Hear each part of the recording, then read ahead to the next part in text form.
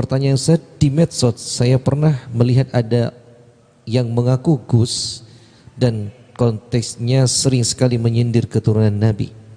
Pernah saya melihat tentang keturunan Nabi yang minta-minta dan dibantah oleh Gus tersebut karena tidak mungkin keturunan Nabi itu minta-minta. Kalau ada yang mengaku keturunan Nabi yang minta-minta, itu tidak benar karena Nabi tidak pernah meminta-minta dan Nabi sering memberi. Apakah benar seperti itu katanya Ustaz? Ini bagaimana?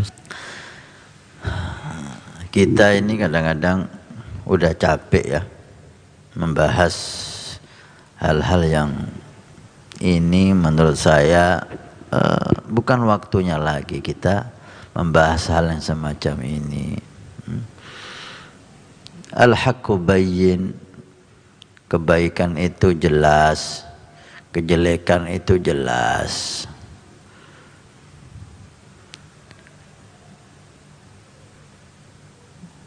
Siapapun menghina siapapun itu tidak bisa dibenarkan.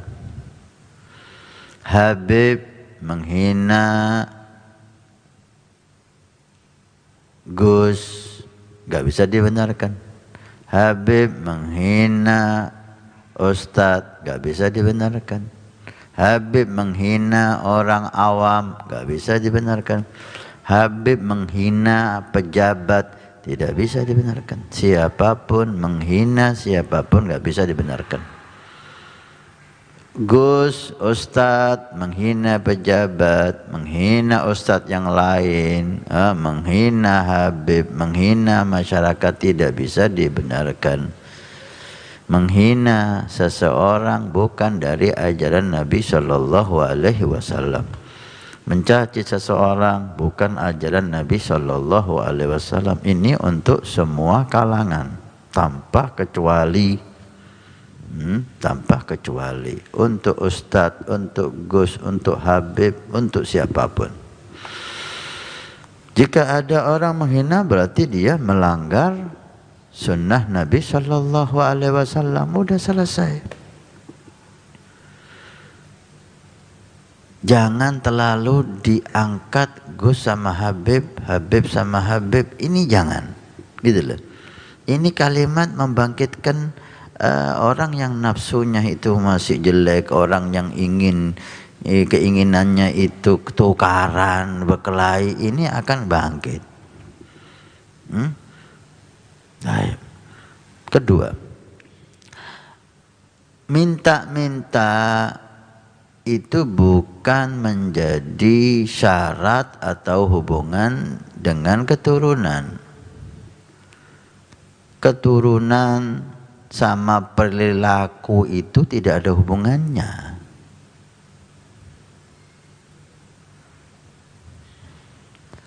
Anaknya kiai tetap jadi anaknya kiai walaupun dia bodoh. Tetap jadi anaknya kiai walaupun dia akhlaknya enggak bagus. Kan gitu. Walaupun itu jelek. Tapi segi keturunan itu enggak ada hubungannya sama perilaku.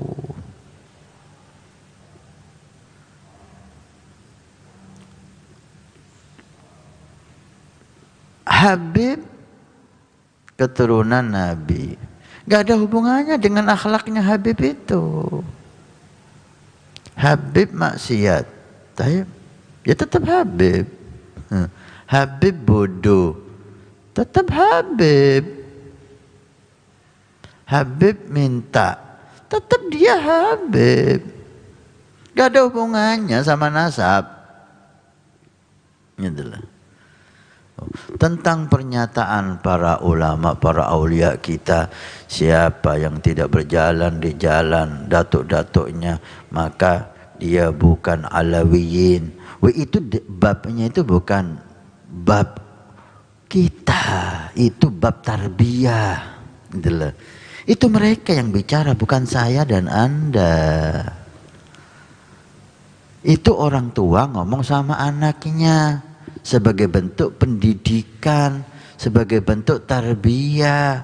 Kamu kalau enggak seperti ini, jangan ngaku anakku loh. Itu yang pantas bicara gitu siapa? Bapak sama anaknya. Kamu kalau nggak menurut sama saya jangan ngaku santri saya loh. Siapa yang berhak ngomong gitu? Guru sama santrinya, bukan saya dan Anda. Itu bab pendidikan. Jangan itu kita ambil, oh ini Habib, akidahnya bukan akidah habaib, berarti keluar dari Habib, bukan Habib ini. Anda salah menempatkan tempat.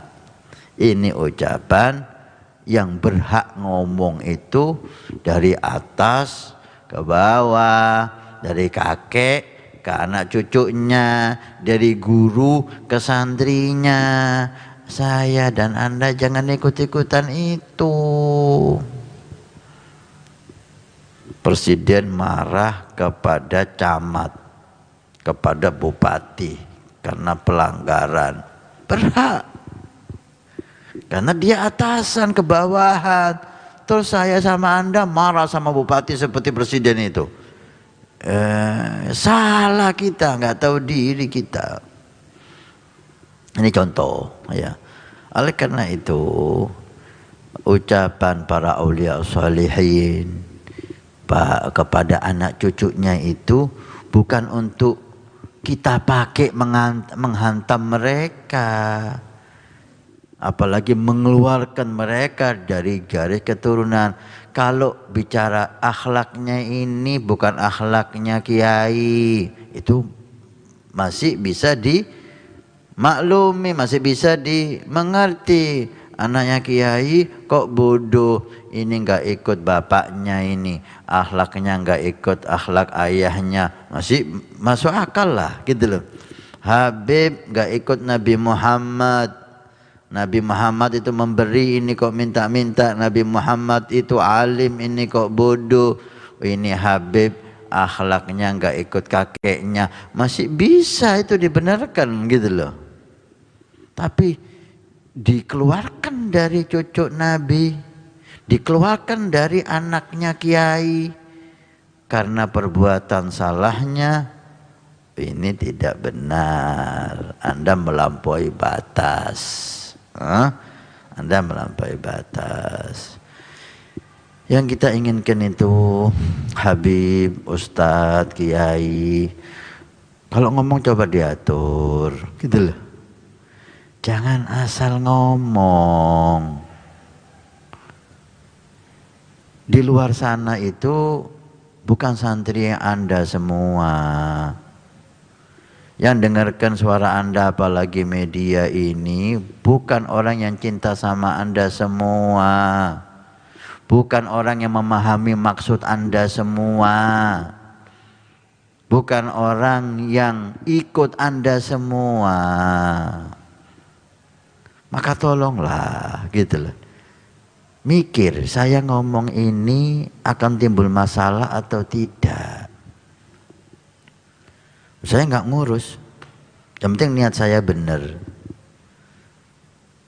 Ini ucapan nggak dewasa Anda. Anda nggak hikmah Anda. Anda kalau diomongi orang jelek pasti Anda juga tersinggung.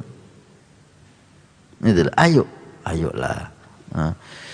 Apalagi sekarang ini zaman media ya, suara saya ini didengar semua orang. Didengar orang yang mungkin cinta sama saya, didengar orang yang nggak cinta sama saya. Bagaimana omongan saya tidak menyakiti semua orang, gitu loh. Kalau memang ada kesalahan, menurut saya itu salah, maka saya berusaha membenarkan dengan baik, dengan dalil. Jangan ngomong semaunya lah, gitu loh. Di luar sana itu maksud saya ini baik loh. Orang nggak tahu maksud Anda, orang dengar suara Anda. Maksud Anda itu yang tahu Allah. Jangan Anda bicara hati Anda, jangan Anda bicara niat Anda. Yang didengar sama orang itu suara Anda. Yang dilihat sama orang itu Anda, bukan hati Anda. Hati Anda Allah yang tahu.